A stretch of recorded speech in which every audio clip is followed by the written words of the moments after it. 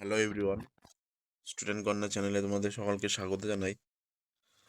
তোমরা যারা পঞ্চম শ্রেণীর দ্বিতীয় পর্যায়ক্রমিক মূল্যায়ন পরীক্ষা দেবে, তোমাদের আজকে পরিবেশ থেকে কিছু গুরুত্বপূর্ণ প্রশ্ন নিয়ে আলোচনা করব। তাই এই প্রশ্নগুলি পরীক্ষার আগে দেখে যেও। আশা করি এখান থেকে 100% কমন পেয়ে যাবে। তোমাদের পরীক্ষা হবে 30 নম্বর, সময় থাকবে 1 ঘন্টা।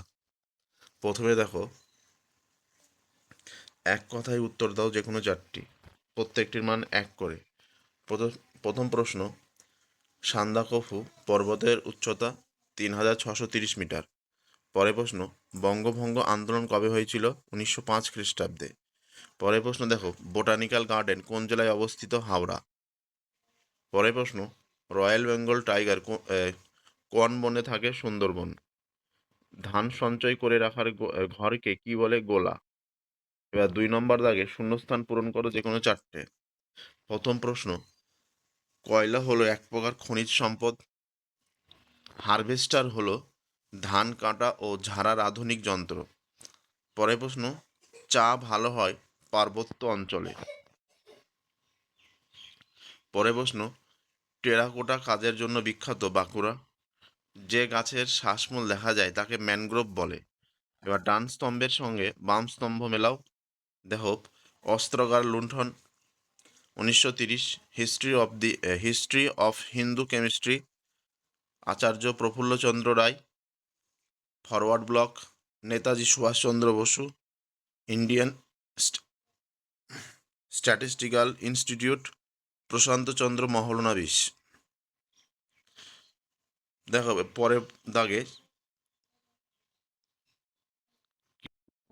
পরের প্রশ্ন দেখো, সঠিক উত্তর বেছে নিয়ে লেখো। ভগৎ সিং 1907 সালে জন্মগ্রহণ করে। পশ্চিমবঙ্গের শকুন সংরক্ষণালয় আছে বক্সা দুয়ারে। টেরাকোটার কাজ হয় বিষ্ণুপুর। ধাপ চাষ হয় পার্বত্য অঞ্চলে। জাতির জনক মহাত্মা গান্ধী। এবার 6 নম্বর দাগে দেখো, মালভূমি অঞ্চলের মাটির রং লাল। বিশ্ব পরিবেশ দিবস পালিত হয় 5ই জুন। এই প্রশ্নগুলি এক্সট্রা পড়তে হবে তোমাদের। আম বেশি উৎপাদন হয় মালদা। গান্ধীপুরী নামে পরিচিত মাতঙ্গিনী হাজরা। পোড়ামাটির কাজের জন্য বিখ্যাত বাঁকুড়া। সীতাভোগ ও মিহিদানা পাওয়া যায় বর্ধমান।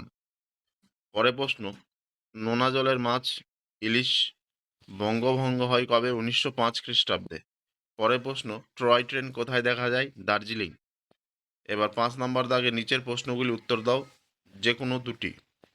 প্রথম প্রশ্ন, নিত্যবাহ নদী কাকে বলে? এর উদাহরণ দাও। দেখে নাও উত্তরটি ভালো করে। 2 নম্বর প্রশ্ন, 2জন বাঙালি বিজ্ঞানী এবং 3জন বাঙালি স্বাধীনতা সংগ্রামীর নাম। 3 নম্বর প্রশ্ন, ম্যানগ্রোভ অরণ্যের বৈশিষ্ট্য। 4 নম্বর দেখো, জমিতে বেশি রাসায়নিক সার ব্যবহার করলে কি ক্ষতি হয়? 5 নম্বর প্রশ্ন, তিতুমির বিখ্যাত কেন? পরের প্রশ্ন, বেশি রাসায়নিক কীটনাশক ব্যবহারের ফলে হারিয়ে যেতে পারে এমন 2টি বন্ধু পোকার নাম। পরের প্রশ্ন, ভেরিতে চাষ হয় এমন কয়েকটি মাছের নাম। এবার 6 নম্বর দাগে, সুন্দরবন অঞ্চলের নদ নদীর বৈশিষ্ট্য। মহানদীর উৎপত্তিস্থল কোথায়? সবুজ বিপ্লব বলতে কি বোঝায়? পরের প্রশ্ন দেখো, লুপ্তপ্রায় মাছ কাকে বলে? লুপ্তপ্রায় মাছ সংরক্ষণের উপায়গুলি কি কি? ভগিনী নিবেদিতা স্মরণীয় কেন?